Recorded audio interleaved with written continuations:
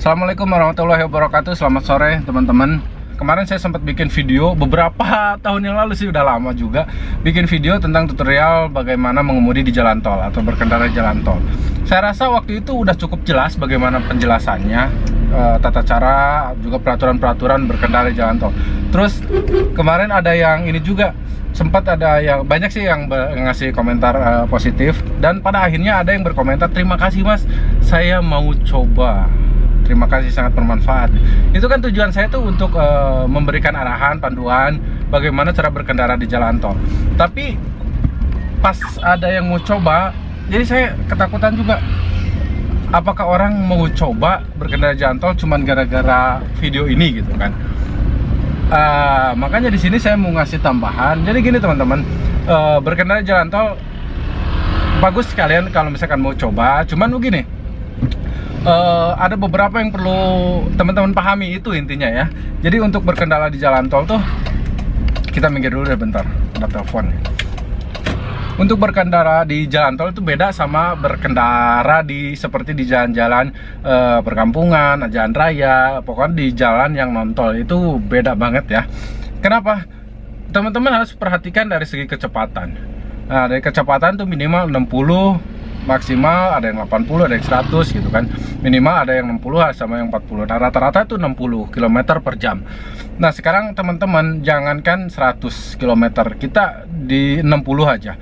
Ada beberapa hal penting yang teman-teman perlu perhatikan. Umpama teman-teman berkendara di kecepatan 60, teman-teman pasti ada perbedaan dengan teman-teman berkendara di kecepatan yang pelan atau lain, misalkan di jalan umum gitu kan. Umpama aja ada sedikit bantingan aja ketika teman-teman ada di kecepatan tinggi. Yang perlu diperhatikan ketika teman-teman ada di berkendara dengan kecepatan tinggi, itu tuh umpama ada bantingan aja, itu tuh sangat bahaya dan sebisa mungkin dihindari. Umpama kita kalau misalkan di jalan raya atau di jalan perkampungan, biasanya ada lubang, kita banting setir. Nah, atau misalkan ada pengendara lain ngalangin, kita banting setir. Nah, itu adalah sesuatu hal yang sangat dilarang di jalan tol. Jadi teman-teman tuh nggak boleh melakukan hal seperti itu atau ngebanting setir seenaknya. Diusahakan di kecepatan tinggi itu setir tuh diseimbangkan, tidak boleh asal banting gitu kan. Kalau misalkan ada lubang, ya mau nggak mau injek aja gitu kan. Jangan ngerem juga, jangan ngerem ngedadak juga, jangan ngerem dengan terlalu kuat juga. Boleh mengurangi kecepatan hanya sedikit, boleh ngebanting, tapi itu pun harus teman-teman harus gimana ya, harus tahu dulu kondisi gimana sih kalau ngebanting di jalan tol gitu. Jadi diusahakan setir tuh selalu stabil, seimbang, jangan main banting seenaknya. Itu kalau teman-teman belum terbiasa. Kalau misalkan sudah terbiasa, ya itu sebisa mungkin dihindari. Tapi ya rekan-rekan kita yang udah terbiasa, ya pasti mereka tahu batasan dan bisa cara mengontrol gitu kan. Tapi kalau misalkan kita masih baru di jalan tol, ya itu sangat dihindari. Jadi caranya diusahakan itu kalau minimal 60, teman-teman di 60 aja. Cara-caranya kemarin sudah saya kasih gitu kan di video sebelumnya.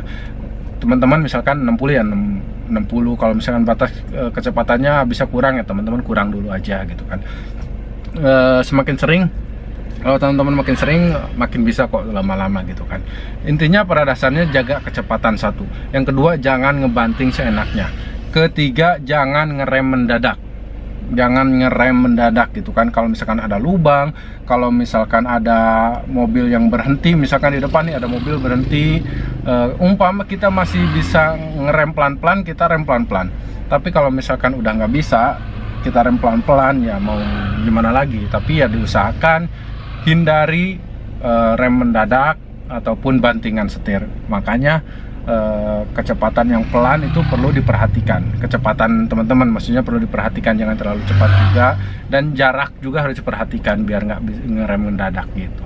Itu teman-teman beberapa poin penting. Sebenarnya masih banyak sih, cuman ya seiring berjalannya waktu, dan saya juga akan pelan-pelan ngasih terus bagaimana cara berkendara di jalan tol. Itu sih tambahan aja. Jadi kemarin tuh ada yang komen pengen nyoba. Nah, buat yang pengen nyoba harus diperhatikan beberapa faktor untuk berkendara di jalan tol.